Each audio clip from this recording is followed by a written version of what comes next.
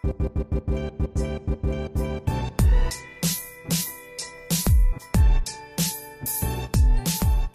pagi, selamat datang kembali di YouTube channel Rewet Diponegoro.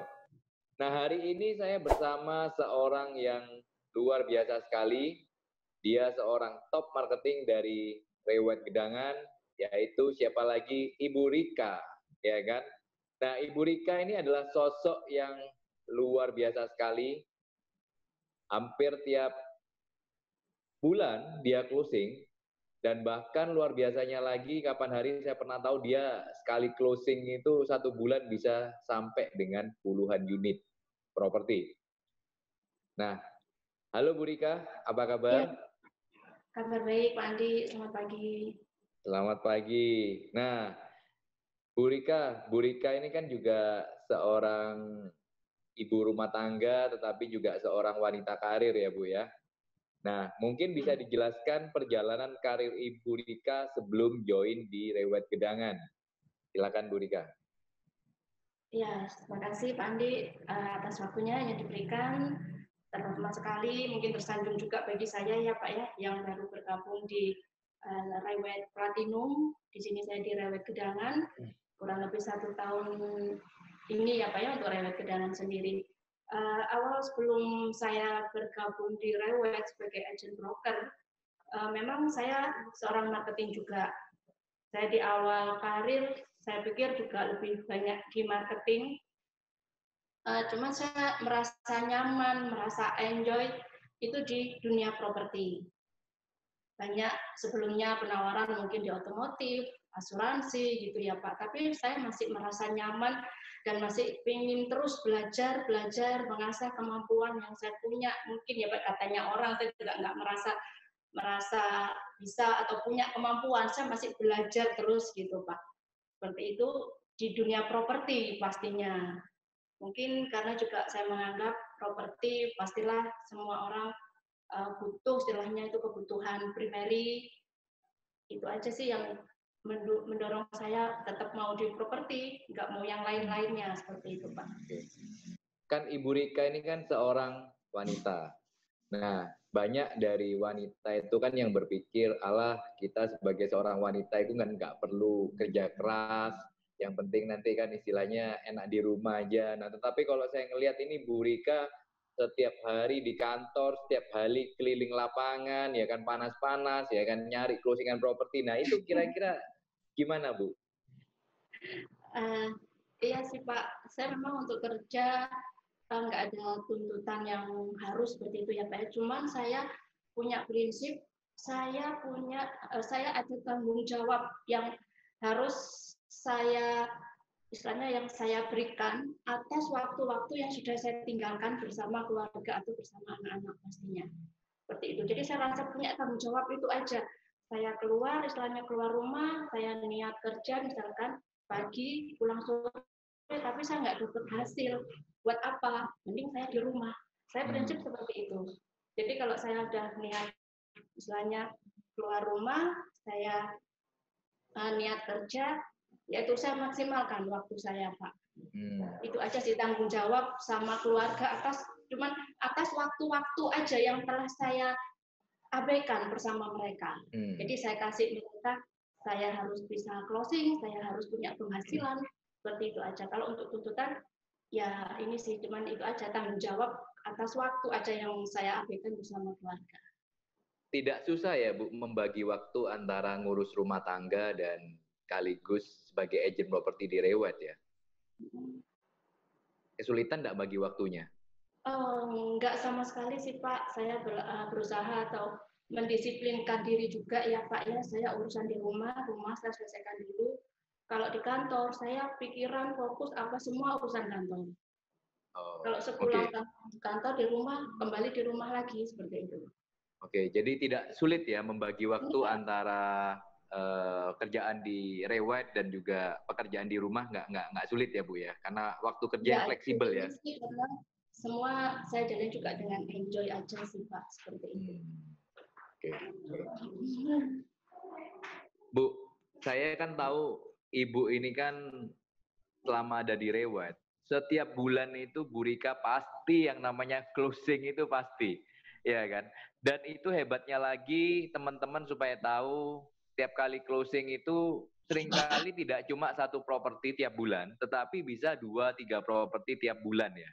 Nah, apa yang memotivasi Ibu untuk kerja sedemikian keras ya? Karena kan Ibu seorang wanita ya kan, dan maksudnya kerjanya kok segitu getu ya, padahal kan sebetulnya kalau di rumah kan enak ya. Iya, Pak. Saya dibilang getu atau serius atau apa, saya nggak merasa seperti itu sih Pak. Saya merasa nyantai aja, karena juga saya menuruti permintaan customer istilahnya Pak. Ya alhamdulillah ya Pak, selama ini mungkin saya ada beberapa sudah punya database dari tempat-tempat kerja saya sebelumnya. Dari situ saya mengembangkan database yang saya punya.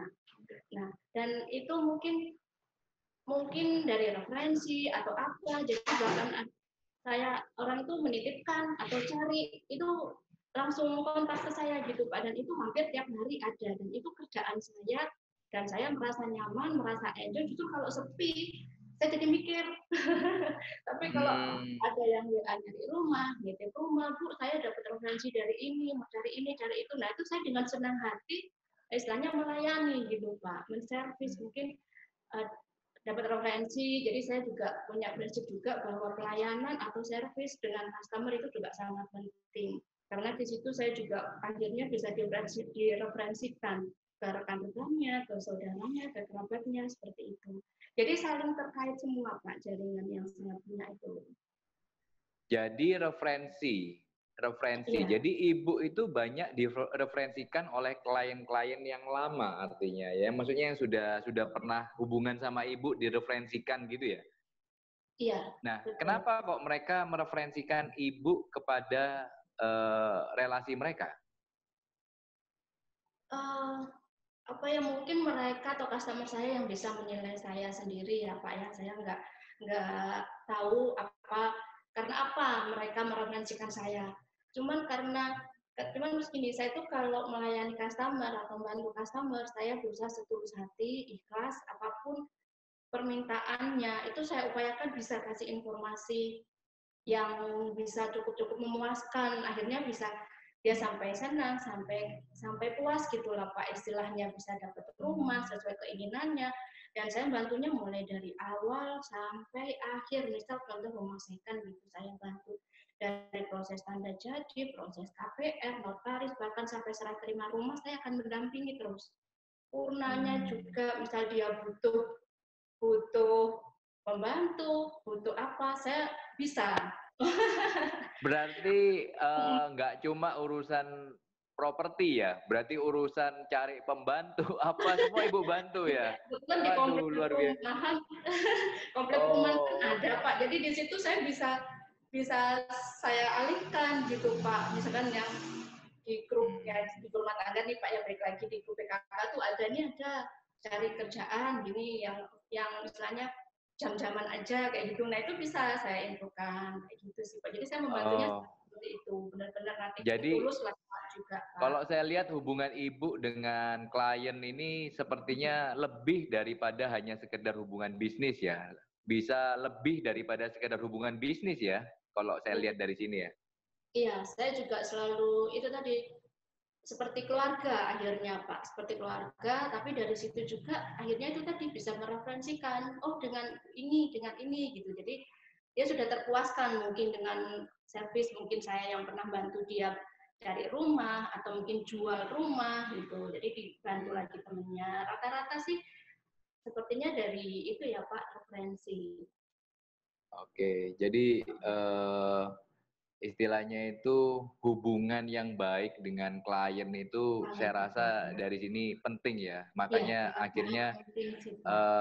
saya lihat bahwa mereka ini bisa mereferensikan kepada Ibu, artinya mereka itu loyal ya sama Bu Rika ya, karena istilahnya nggak cari-cari, nggak tola-tole ke agent lain, tetapi kembali lagi ke Bu Rika ya. Iya, ya alhamdulillah Pak.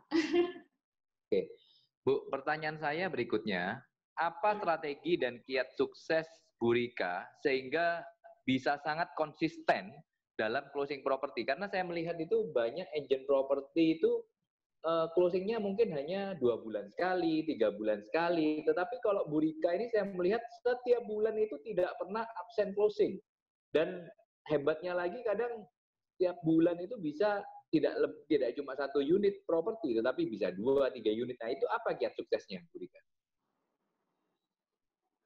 Kalau saya sih mendisiplinkan itu tadi di awal ya Pak ya. Kalau saya di jam kerja, setelah saya keluar dari rumah, saya mendisiplinkan untuk istilahnya follow up customer. Jadi saya setiap hari itu hampir saya sih masih manual aja saya catat karena dari situ saya mungkin lebih mudah ya Pak ya. Saya catat hari ini saya follow up ke siapa gitu ya.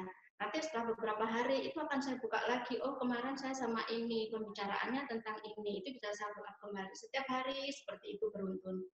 Nah dari situ saya bisa tahu dan nggak akan ada customer saya itu yang istilahnya menguap. Saya info properti, broadcast, tapi saya nggak full up. Akhirnya tuh menguap dan itu nggak akan dapat hasil.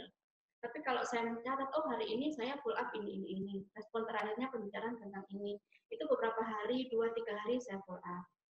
Nah, itu sampai ke titik puncaknya harus closing. Seperti itu setiap hari. Jadi nggak akan pernah ada kosong, setelahnya saya harus berusaha follow up dan mendapatkan database baru. Oke, mengenai follow up. Iya. Artinya satu klien yang sudah pernah telepon Ibu, jadi misalnya si A nih telepon Ibu. Nah, kira-kira Ibu follow up si A ini sampai berapa lama sih? Apakah 1 kali, 2 kali, habis itu putus, ataukah bagaimana Ibu caranya follow up itu? Karena kalau saya tahu itu banyak marketing, agent properti itu yang follow up hanya sekali, 2 kali, habis itu stop. Tapi kalau tadi Bu Rika cerita itu kan bisa sampai cukup lama ya mengenai follow up itu. Iya, saya follow up sih memang sering ya Pak ya. Sampai si customer itu bilang, saya udah dapat Mbak, gitu. Berarti kan saya sudah nggak bisa memaksakan si customer itu pilih apa yang saya tawarkan. Mungkin saya tawarkan produk A, dia nggak bilang enggak, mungkin karena nggak cocok aja. Saya juga mungkin sudah bisa misalnya menilai sedikit ya Pak ya, oh mungkin dia nggak cocok lokasi ini. Saya nggak berhenti di situ, saya akan menawarkan yang lainnya lagi dengan pelan-pelan, perlahan, itu tadi Pak istilahnya perlahan. Saya istilahnya pendekatan terus gitu ya, pengen tahu yang dimaui seperti apa sih gitu. Mau dari budget yang berapa, lokasi yang mana, itu saya perlahan nanya pendekatan. Akhirnya mereka akan menyampaikan semua keinginannya. Mbak, saya maunya seperti ini. Nah, itu baru saya carikan lagi. Atau kan mungkin memang sudah ada produk yang mana harus saya terus dan saya berharap bisa closing seperti itu sih Pak. Jadi nggak ada bosennya sampai dia bilang misalkan saya udah dapat, ya sudah percuma saya pikir gitu. Tapi selama dia belum bilang enggak atau udah dapet, saya akan tawarkan terus apapun saya tawarkan sampai tahu keinginannya atau kemauannya yang seperti apa. Bu, kalau boleh tahu rata-rata klien itu di follow up oleh Bu Rika, itu rata-rata berapa lama sih sampai dia closing atau apa itu berapa lama rata-rata? Nah, mesti juga ya Pak, kalau dibilang rata-rata kadang juga ada yang sampai 3 bulan, sebulan, cuma sebulan aja juga ada, atau yang langsung bahkan juga ada sih Pak, tergantung. Yang terlama berapa lama? Yang terlama di follow up? Yang terlama di follow up, kalau follow up sih mungkin yang misalkan lama ya Pak ya, mungkin juga udah nggak saya follow up, tapi saya tahu database saya yang saya punya itu sudah setengah tahun yang lalu. Dia sering, mesti saya posting apa, kan saya juga istilahnya selalu beriklan ya Pak ya, meskipun di WhatsApp atau di Instagram selalu beriklan. Saya berharap pasti ada yang nanya, pasti. Saya ngiklan apa itu pasti. Bahkan kalau saya nggak ngiklan, kadang ada yang bilang itu, Mbak, ada info properti apa, kadang gitu Pak. Jadi saya juga selalu beriklan, dan itu memang selalu ada aja yang nanya, dan harapan saya bisa olah, dan closing, seperti itu.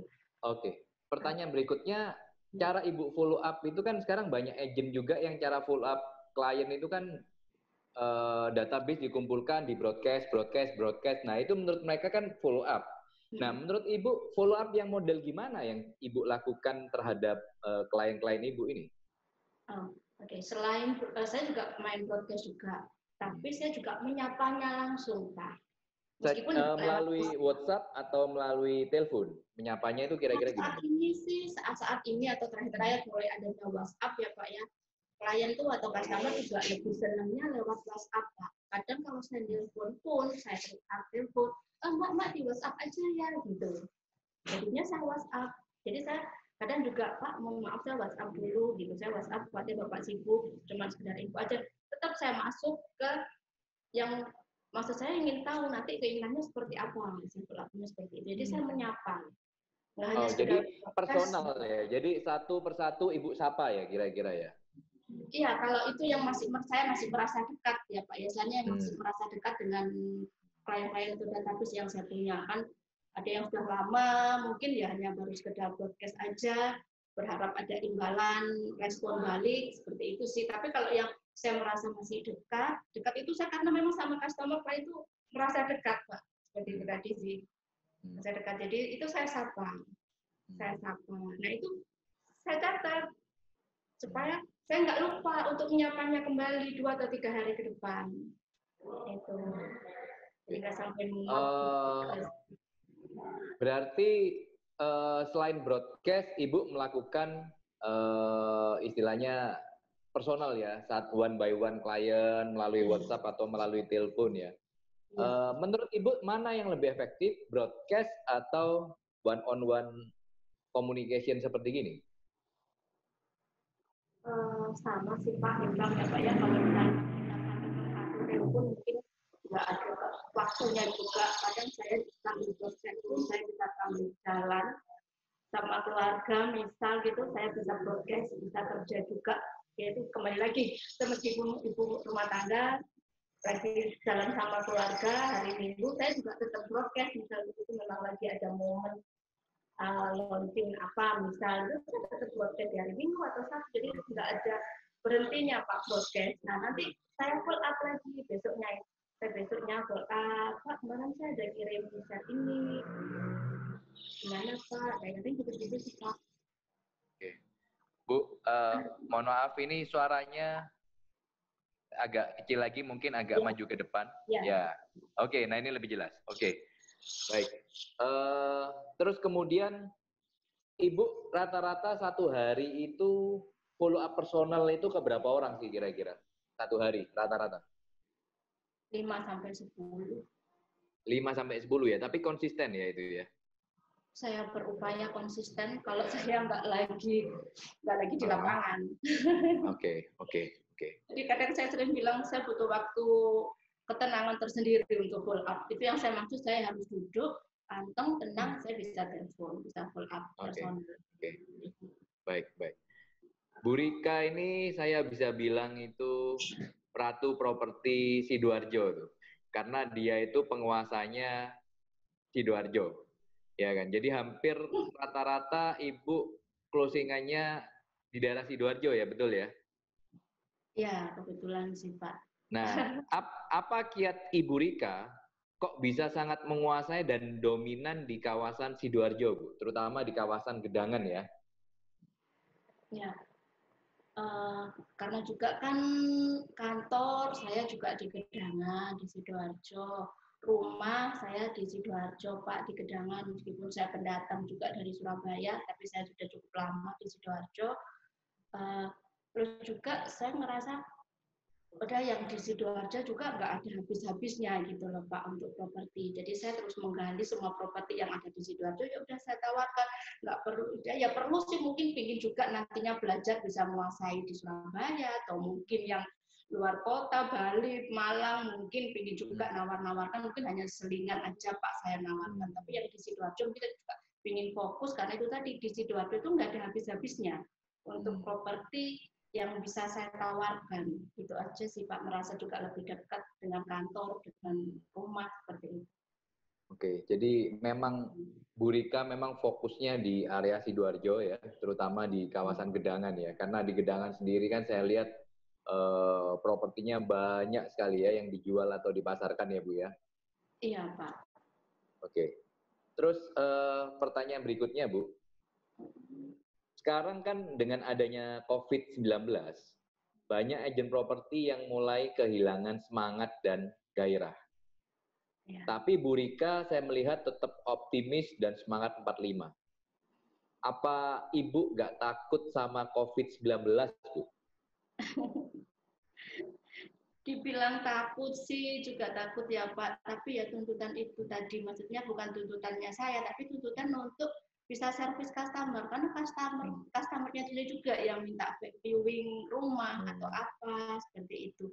Enggak sih Pak, saya juga kemarin saat pandemi atau saat PSBB, mungkin kantor saya juga enggak beroperasi penuh, hanya sesekali saya ke kantor, saya manfaatkan di rumah, itu saya gunakan untuk dengan cara online, saya lebih gencar juga untuk beriklan. Nah, itu banyak hasil juga dari situ, Pak. Banyak hasil juga dari medsos Instagram, akun portal juga, itu saya hampir posting setiap hari, ada aja rumah yang saya angkat di portal, saya masukkan portal, itu ada respon, kemudian ngajak lihat, nah kan nggak menolak nih Pak kalau ada customer yang melihat.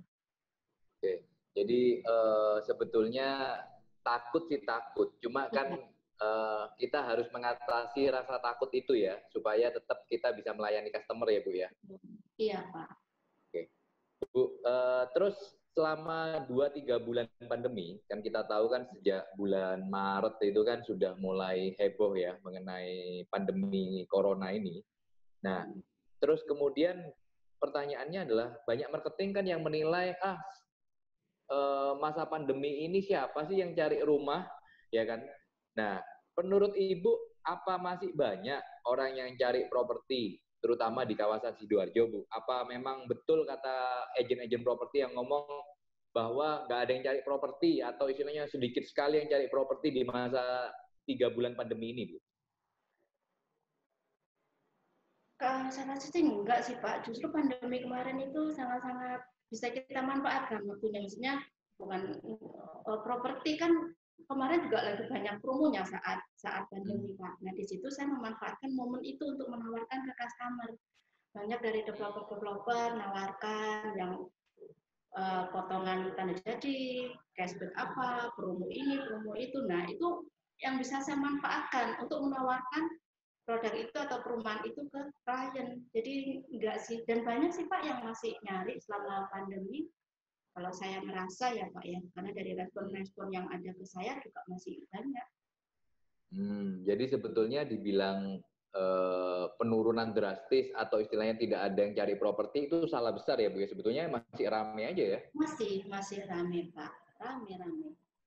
Dan saya melihat bahwa selama masa pandemi pun Bu Rika dan teman-teman dari Rewet Gedangan juga closingnya juga nggak sedikit ya, cukup beberapa unit ya. Iya. Oke. Bu, Ibu kan bergabung di Rewet Gedangan nih. Memang kantor yang masih baru, ya kan, dan juga ada di kawasan Puri Suryajaya ya. Nah, bisa ceritakan sedikit Bu mengenai Rewet Gedangan ini. Kenapa kok Ibu gabung dengan Rewet Gedangan? Nah, kalau dibilang kenapa gabung di Rewet Gedangan, karena rumahnya di Gedangan, Pak.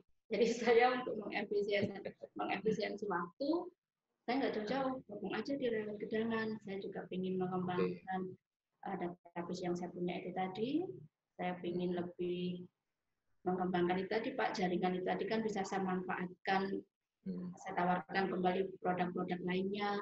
Seperti itu sih, Pak. Dekat rumah aja sih rasanya. Iya. Terus kenapa kok milih Rewet? Kenapa kok nggak brand yang lain misalnya? Kan di Sidoarjo juga ada beberapa brand yang lain juga ya? Iya Pak. Kalau untuk Rewet sih saya sudah mengenal Rewet dari belasan tahun yang lalu Pak. Mungkin memang dari awal saya pernah juga gabung di Rewet Bubutan, itu di Surabaya Utara. Sebelumnya saya pernah join selama 4 tahun. Setelah itu saya expand atau hijrah ke Sidoarjo, nggak gabung di agent broker. Nah, kemudian saya ingin berkembang lagi, mengembangkan kemampuan yang saya punya, saya ingin terus belajar. Itu tadi saya akhirnya gabung kembali di Rewet tanpa melirik yang lain-lainnya, Pak. Oke, berarti memang Ibu merasa bahwa brand Rewet itu cukup besar ya, cukup dikenal orang walaupun di Sidoarjo sekalipun ya. Oh iya Pak, justru karena di Sidoarjo kan masih mungkin pernah ada dulu ya Pak ya, cuma kan sekarang udah nggak ada ya Rewet, jadi nggak apa-apa lah, coba lah kita di Rewet Gedangan, karena juga properti di Gedangan itu tadi kembali banyak sekali masih yang potensi-potensi perumahan di Sidoarjo atau di Gedangan atau punya Sidoarjo yang masih bisa kita tawarkan ke klien Pak, customer. Bu, mungkin tips dan kiat sukses Ibu, jadi kan Ibu bisa membagikan kepada teman-teman agen properti apa kiat sukses dari Ibu, atau juga mungkin kan Ibu ini kan seorang ibu rumah tangga juga, jadi mungkin bagi teman-teman di luar sana yang istilahnya ibu rumah tangga, istilahnya kenapa sih mereka harus gabung agen properti? Nah itu kira-kira apa Bu? Kira-kira. Silakan. Kalau saya pribadi sih Pak, karena untuk di agent broker properti selain nggak ada tuntutan waktu yang harus ngantor on time gitu kan, mau pulang jam berapa, istilahnya gini, nggak ada waktunya, nggak yang ditentukan harus chat masuk jam 8, pulang jam sekian, enggak. Jadi kita yang bisa mengatur waktu kita sendiri. Kita mau kapan ke kantor, terserah kita. Tapi kembali lagi Pak, meskipun seperti itu ya istilahnya kita kerja freelance. Bilang kerja freelance ya Pak ya bisa ngantor setiap waktu, terserah gitu kan. Tapi saya berusaha mendisiplinkan diri saya Pak. Kembali ke disiplin, saya kalau memang ngantor, saya bisa ngantor jam 8, bisa kantor setengah 9. Nah, di situ saya sudah fokus dengan kerjaan. Kerjaan mungkin ya itu tadi follow up customer atau update-update info perumahan, apa yang bisa saya tawarkan. Jadi mendisiplinkan diri aja, nggak merasa freelance, tapi kita juga benar-benar freelance yang tanpa arah gitu. Jadi saya mendisiplinkan diri. Kemudian juga selain itu, saya juga tetap saya catat istilahnya Pak. Jadi nggak sampai apa yang sudah saya sampaikan ke customer itu nggak ada ujungnya, hilang gitu. Jadi saya catat, jadi saya ingat, saya follow up sampai ke titik yang closing gitu tadi dapat hasil. Oke. Terus menurut Ibu untuk teman-teman ibu rumah tangga di luar sana, kenapa kok mereka juga harus produktif? Maksudnya juga bisa menghasilkan uang, kenapa kok nggak, kadang banyak dari ibu rumah tangga ini kan pikirnya kan harus stay at home aja ya. Nah, apa yang kira-kira pesan Ibu buat mereka? Kalau itu sih sayang juga ya Pak ya, kalau waktu di rumah gitu ya Pak ya, di rumah nggak ngapa-ngapain, terus ya kecuali nggak ngapa-ngapain tapi dapat hasil gitu. Kan beda. Nah ini kan kita pengennya sebagai perempuan juga atau ibu juga istilahnya ya cuman buat ngisi waktu mungkin ya Pak, tapi ngisi waktunya yang berfaedah, yang bermanfaat, bisa menghasilkan yang maksimal. Kalau di agent properti istilahnya kita kerjanya nyantai, hasilnya maksimal gitu. Mungkin ada pekerjaan yang bisa disambi di rumah, tapi itu juga sudah menyita waktu, tapi hasilnya tidak maksimal. Kalau di properti, ya sama, nggak menyita waktu, tapi hasilnya maksimal. Kalau kita tetap lagi balik lagi harus disiplin, harus fokus gitu. Oke. Jadi kan sambil istilahnya bekerja sebagai agent properti, Ibu bisa juga misalnya ngantarkan anak sekolah, setelah itu ke kantor, habis itu siang jemput lagi, terus naruh lagi, bisa sambil bagi waktu kan ya Bu ya, sebagai ibu rumah tangga. Oke. Jadi ini juga suatu profesi atau suatu bisnis yang juga peluang besar ya bagi ibu rumah tangga ya, terutama di kawasan Gedangan Sidoarjo. Bisa nanti juga bertanya dengan Ibu Rika ya, bagaimana cara-caranya ya Bu ya, bagi teman-teman ibu rumah tangga atau siapapun yang ada di Gedangan yang ingin berpenghasilan sebagai agent properti bisa datang ke Rewet Gedangan. Oke, ada lagi pesan terakhir kepada teman-teman agent Bu? Wah, sesama agent mah kita mungkin salamnya salam semangat aja ya Pak. Salam semangat ya, nggak boleh semangat selalu. Nggak boleh kehilangan semangat ya intinya ya. Nggak boleh kehilangan semangat. Oke, terima kasih banyak Bu Rika untuk waktunya. Semoga tambah sukses, semoga closingannya tambah banyak Bu Rika. Terima kasih Pak Andi. Ya. Terima kasih banyak, Bu Rika. Terima kasih, Thank Pak. you. Ya, makasih.